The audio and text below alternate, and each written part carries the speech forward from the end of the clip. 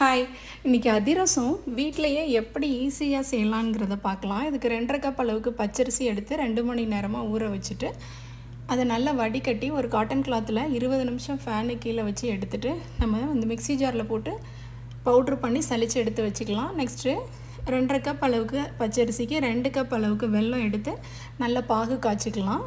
இது கூடவே இந்த மாதிரி உருண்டு வரணும் பாகு காய்ச்சி எடுக்கும்போது. இது கூட 1 ஸ்பூன் அளவுக்கு ஏலக்காய் பொடியும் சுக்கு பொடியும் சேர்த்துட்டு 2 ஸ்பூன் அளவுக்கு எள்ளு சேர்த்து நம்ம இறக்கி வச்சுட்டு நம்ம பவுட்ரு பண்ணி வச்சுருந்த அரிசி மாவை கொஞ்சம் கொஞ்சமாக கொட்டி கிளறணும். கிளறிட்டு 1 ஸ்பூன் அளவுக்கு நெய் ஊற்றி தேய்ச்சி மூடி வச்சிடலாம். இது ஒரு 3 நாள் கழித்து எடுத்து எல்லாத்தையும் நல்லா பிசைஞ்சிட்டு குட்டி குட்டி உருண்டையாக பிடிச்சி வச்சுட்டு கையிலையே வடை மாதிரி தட்டி போட்டு எடுத்துட்டோம் அப்படின்னா அதிரசம் ரெடி. ரொம்ப டேஸ்ட்டாக இருந்தது. கண்டிப்பாக ட்ரை பண்ணி பாருங்கள். இந்த வீடியோ பிடிச்சிருந்தால் லைக் பண்ணுங்கள், ஷேர் பண்ணுங்கள், சப்ஸ்கிரைப் பண்ணுங்கள்.